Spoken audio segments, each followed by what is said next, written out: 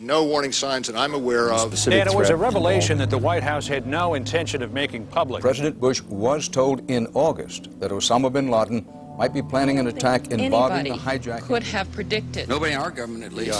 August 6th PDP. I believe the title was Bin Laden Determined to Attack Inside the United States. 70% of family members' questions were never answered during the 9/11 Commission report. Lee Hamilton and Thomas Keane said they were set up to fail. I mean, I'm a member of the commission. It's a scam. It's absolutely disgusting. The questions, Mr. President. The questions. Building 7 ablaze at the moment and apparently getting ready to collapse. Building 7, free-fall collapse. Well, no, there's number 7 coming down. The excitement and the fun that people get watching an old building being demolished, and they wired very carefully for days, and it's a very careful operation. Third time today. It's reminiscent of those pictures we've all seen too much on television before, when a building was deliberately destroyed by well-placed dynamite to knock it down. The smartest thing to do is pull it. And they made that decision to pull, and then we watched the building collapse. Jane, what more can you tell us about the Salomon Brothers building and its collapse? Well, only really what you already know. Details are very, very sketchy. We're getting information now that one of the other buildings, Building 7 in the World Trade Center complex, is on fire and has either collapsed or is collapsing. The Pentagon. Vanishing airplane. From my close-up inspection, there's no evidence of a plane having crashed anywhere near the Pentagon. The only site is the actual site of the building that's crashed in, and as I said, the only pieces left that you can see are small enough that you could pick up in your hand. There are no large tail sections, wing sections, a fuselage, nothing like that anywhere around, which would indicate that the entire plane crashed into the side of the Pentagon. Firefighters and police describing explosions. A lot of them.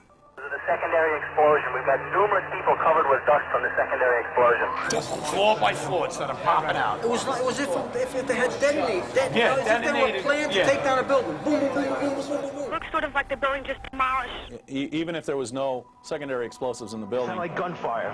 You know, bang, bang, bang, bang, bang. And then all of a sudden, 3 big explosions. Do you know if it was an explosion or if it was a building collapse? To me, it sounded like an explosion.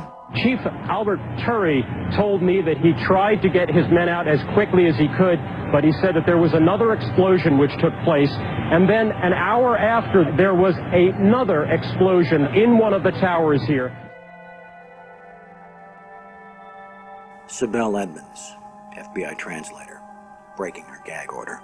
All our intimate relationship with bin Laden and Taliban. We did carry very intimate relationship with these people all the way up to September 11. Bin Laden was spirited into this military hospital in Rawalpindi for kidney dialysis treatment. The military had him surrounded. They were saying that Osama bin Laden had to be watched carefully and looked after.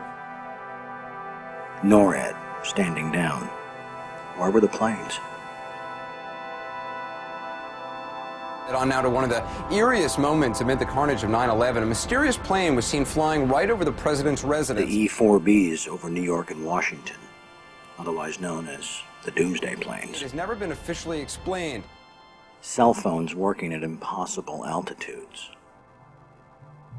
Solicitor General Ted Olson receiving phone calls that the FBI says were never made. What happened during that call? This is the only information we have on these terrorists. She was able to call him twice. How she could pull that off, we don't know, but she did. These are the questions, Mr. President. These are the questions. They go on and on. Good afternoon, Mr. President. I come to you today representing the families of the victims of September 11th, as well as millions of my fellow Americans.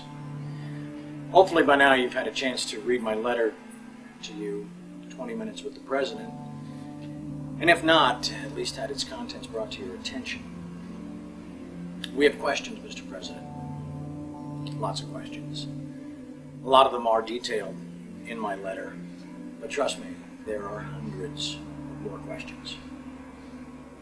As my letter chronicles, sir, The 9/11 Commission itself says they were lied to, deceived, and essentially prevented from carrying out a real investigation. The people of the United States and the world demand the truth, sir. We have to continuously ask questions. That's what a patriot does. That's what a true American does. We ask questions. You, sir, have the power as well as the responsibility to initiate a truly independent congressional investigation into the events of 9/11 as well as its aftermath. We want our country back, Mr. President. Therefore, I'm not just calling on you and your team. I'm calling on each and every American citizen to wake up, stand up, and demand the truth. We're counting on you, Mr. President. Be on the right side of history.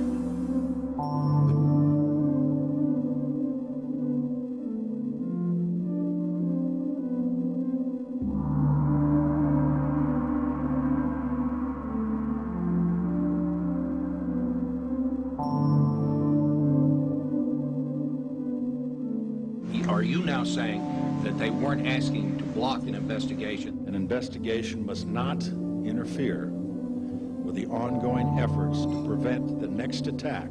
Senator Tom Daschle said last week that you called him several times and urged him not to investigate the events of September 11th. Tom's wrong. He has, I think, in this case, let's say a misinterpretation.